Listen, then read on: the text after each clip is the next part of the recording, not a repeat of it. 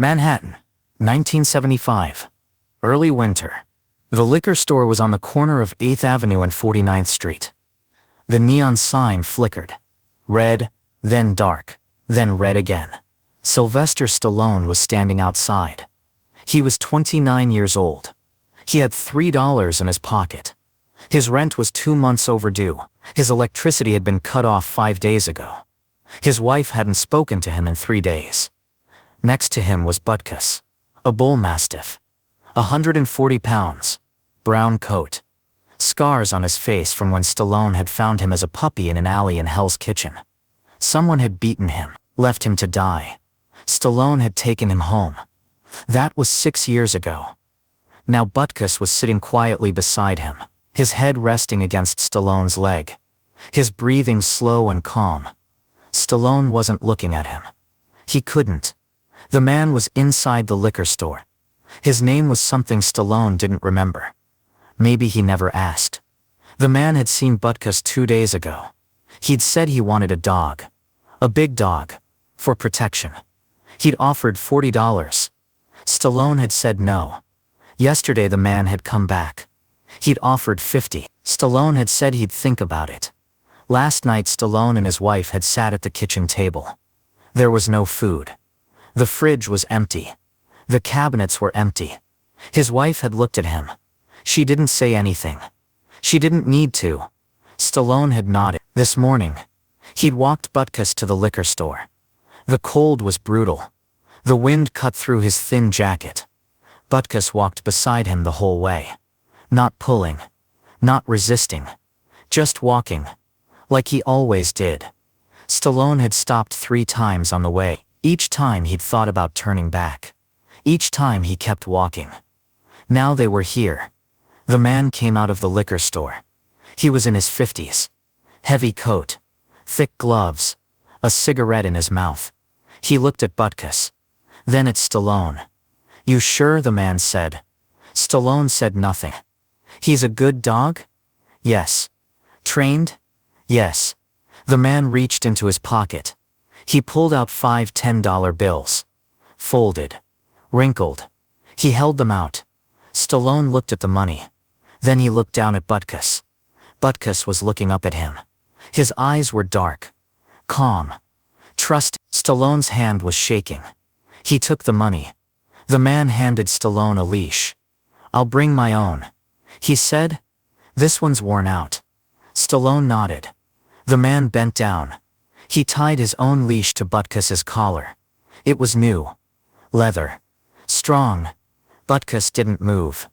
"Come on, boy," the man said. Butkus didn't move. The man tugged the leash. Butkus looked at Stallone. Stallone turned his head. He looked at the street. At the cars passing. At the people walking. He didn't look at Butkus. "Go," Stallone said. His voice was flat. Butkus stood up slowly. The man started walking. Butkus followed. Stallone stood there. He watched them walk away. Down 8th Avenue. Past the deli. Past the barber shop. Past the bus stop. Butkus looked back once. Stallone didn't move. Then they turned the corner. And they were gone. Stallone stood there for a long time. The wind was blowing. The cold was cutting into his face. His hands were in his pockets. The $50 was crumpled in his fist. He didn't cry. He just stood. People passed by him. Nobody looked at him. Nobody stopped. He was invisible. Like always. A woman walked past with her dog, a small terrier. She was laughing. Talking to it. The dog was jumping. Happy. Stallone watched them until they disappeared. He thought about the first day with Butkus. The alley behind the Chinese restaurant on 9th Avenue. The sound of whimpering. The puppy lying in a cardboard box. Blood on his face. Ribs showing through his skin. Someone had kicked him. Someone had thrown him away. Stallone had picked him up. The puppy had been so light. Like he was made of nothing. Stallone had carried him 6 blocks. To his apartment. His wife had been furious. "We can't afford a dog," she'd said. "I know. Then why?" Stallone had looked at the puppy. At his eyes. Dark. Scared. Alone. Because nobody else will. That night, Stallone had cleaned the puppy's wounds. He'd given him water, a little bit of bread soaked in milk. The puppy had eaten slowly, like he didn't believe it was real. Stallone had named him Butkus, after Dick Butkus, the football player. Tough, strong, a fighter. The puppy had slept next to Stallone's bed that night, on an old towel. Every hour, Stallone had woken up to check if he was still breathing. He was. In the morning, the puppy had looked at Stallone differently. Like he knew. Like he understood. You saved me. Now 6 years later, Stallone stood on the corner of 8th Avenue. And he'd done the opposite. Finally, he started walking. He walked back to his apartment. He climbed the 4 flights of stairs. The hallway smelled like garbage. The light on the 3rd floor was broken. He opened the door. His wife was sitting on the couch. She looked up. Stallone handed her the $50. She took it. She counted it. Then she put it on the table. "I'm going to the store," she said. Stallone nodded. She left. Stallone sat down on the couch. The apartment was silent. For 6 years there had been a sound. The sound of Butkus breathing. The sound of his paws on the floor. The sound of his tail hitting the wall when Stallone came home. Now there was nothing. Stallone looked at the corner of the room, where Butkus used to sleep. There was a blanket. Old, torn, covered in hair. Stallone stared at it. He thought about all the mornings. Butkus waking him up, not barking. Just sitting next to the bed. Waiting. Patient. He thought about the walks. Early morning. Late night. Butkus never complained. Never pulled. Just walked beside him. He thought about the auditions. The rejections. Coming home. Butkus at the door. Tail wagging. Like Stallone was the most important person in the world. Even when Stallone felt like nothing. Butkus made him feel like something. And now he was gone. He didn't cry. He just sat. That night, his wife came back with groceries. Bread. Eggs. Milk. Cheap pasta. They ate in silence. When they finished, his wife went to bed. Stallone stayed on the couch. He thought about Butkus. About the day he'd found him. About carrying him home in his arms. About the first night, when Butkus had been too scared to sleep. So Stallone had stayed awake with him. About all the nights after that. About all the walks. All the mornings. All the times Butkus had been the only one who didn't look at Stallone like he was broken. Stallone closed his eyes. He still didn't cry. The weeks that followed were the worst of his life. He sent out his screenplay. He called agents. He went to auditions. He was rejected. Over and over. His wife stopped talking to him. The apartment felt empty. Every time he came home, he expected to see Butkus. Every time he remembered, he'd sold him. For $50. At night, Stallone couldn't sleep. He lay awake, staring at the ceiling, thinking about Butkus. Was he being treated well? Was he eating? Was he warm? Did he wonder where Stallone was? Did he think Stallone had abandoned him? Stallone turned to face the wall. He closed his eyes. He still couldn't sleep. One night, his wife came into the living room. She sat on the edge of the couch. "You're not sleeping," she said on the edge of the couch. "You're not sleeping," she said. Stallone didn't answer. "You did what you had to do." Stallone's jaw tightened. "I know. Then why do you look like this?" Stallone sat up. He looked at her. "Because I didn't have to. I chose to. We had no money." "I know. We had no food." "I know. Then what else could you have done?" Stallone didn't answer. His wife stood up. "You can't keep doing this to yourself." She went back to the bedroom. Stallone stayed on the couch. He thought about the question. What else could he have done? He didn't know. But he knew one thing. He should have found another way. January became February. February became colder. Stallone walked through the city every day, looking for work, looking for auditions, looking for anything. Sometimes he saw dogs, on the street, in parks, with their owners. Every time he looked, every time it wasn't Butkus. One afternoon, Stallone was walking through Times Square. A man was standing on the corner with a golden retriever. The dog was sitting. Calm. Well trained. Stallone stopped.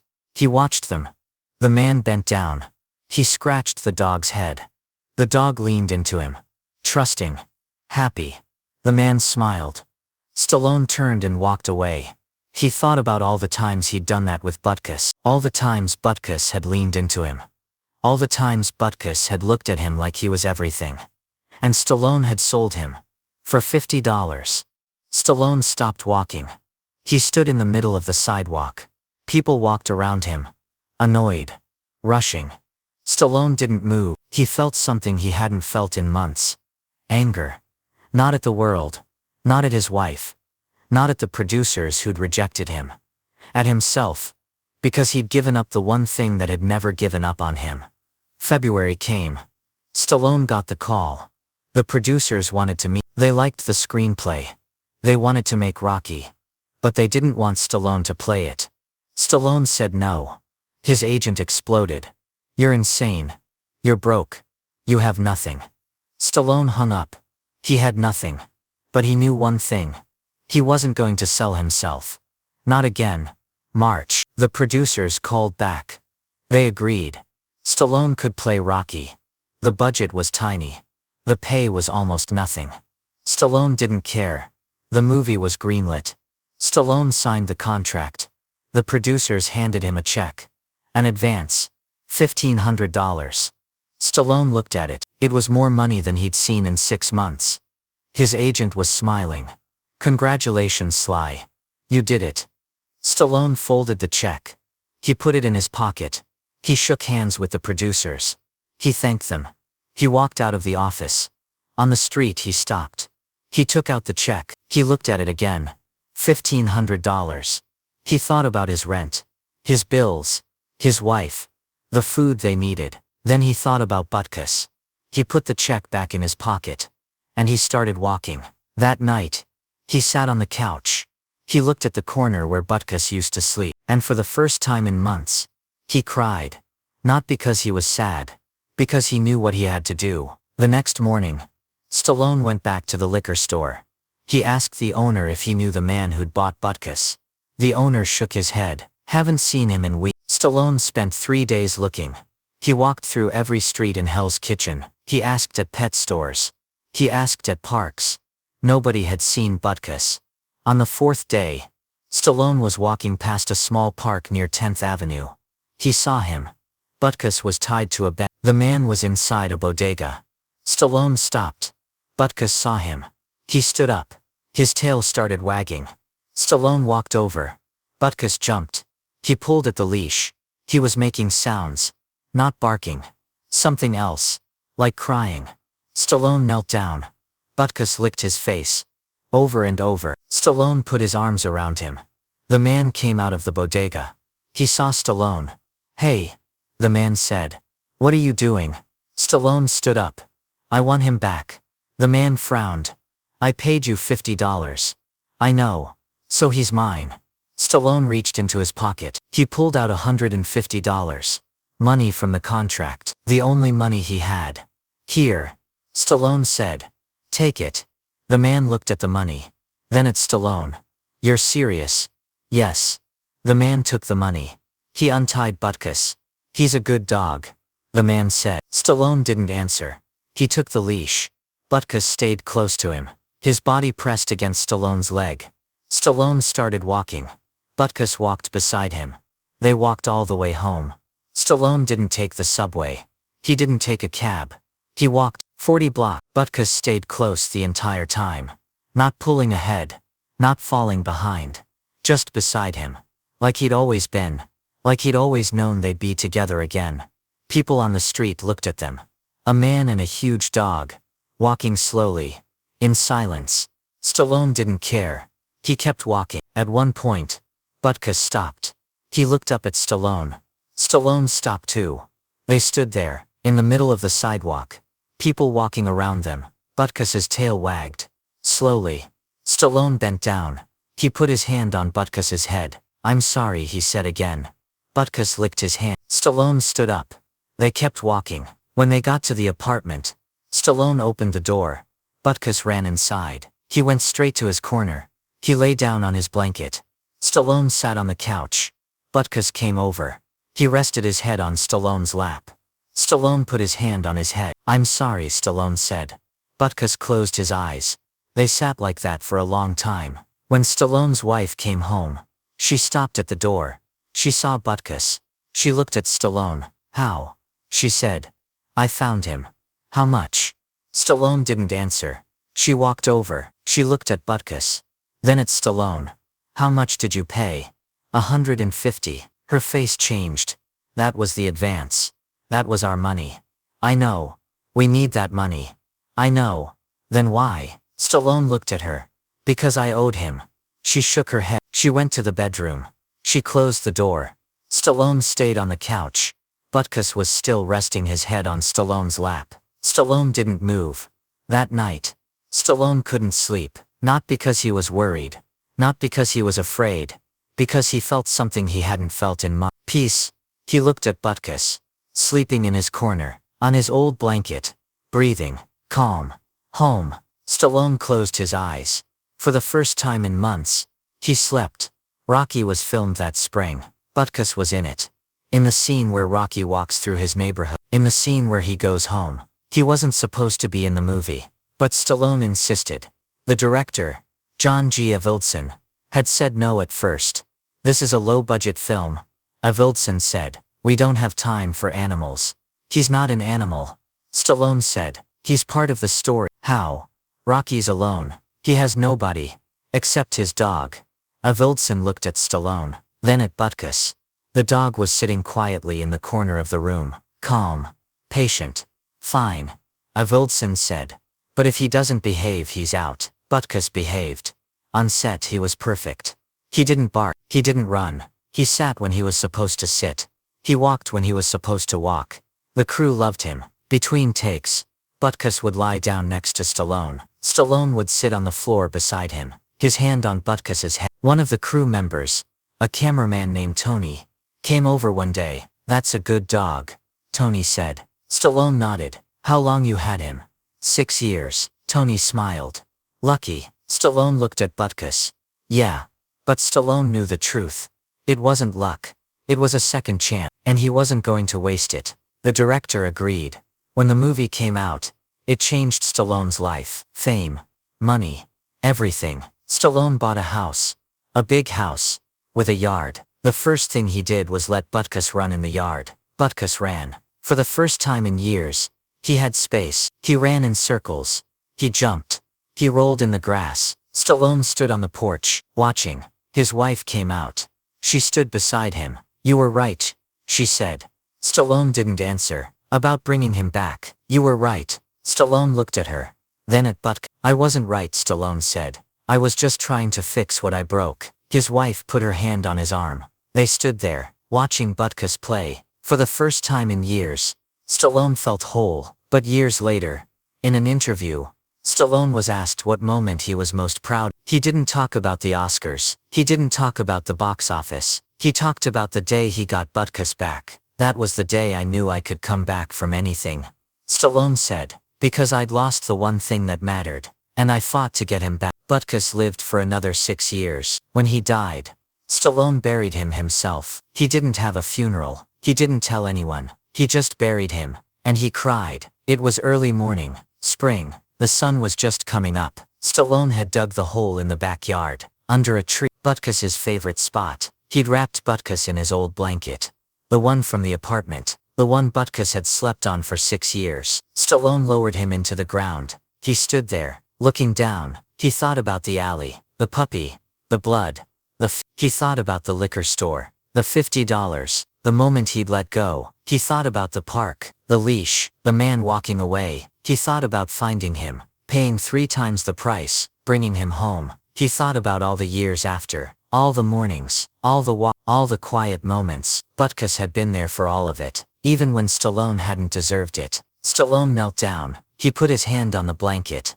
"Thank you," he said. His voice broke. He covered the hole, slowly, carefully. When he was done, he stood up. He looked at the tree, at the spot where Butkus was buried. "I'll see you again," Stallone said. Then he walked back to the house. Years later, Stallone would say that Butkus taught him everything. Not about acting, not about success, about loyalty. Because Butkus wasn't just a dog, he was the one who'd stay. Even when Stallone had nothing, even when Stallone had given up on himself, Butkus hadn't given up on him. And when Stallone had a chance to fight back, he did. Not for fame, not for money, for the one who'd loved him when no one else did. That's what loyalty is. That's what love is. And that's who Stallone is. Not the action hero, not the movie star. The man who went back. The man who paid the price. The man who understood that some things aren't for sale. Even when you're desperate. Even when you're broken. Even when the world tells you to move on. Stallone didn't move on. He went back. And that's the difference between surviving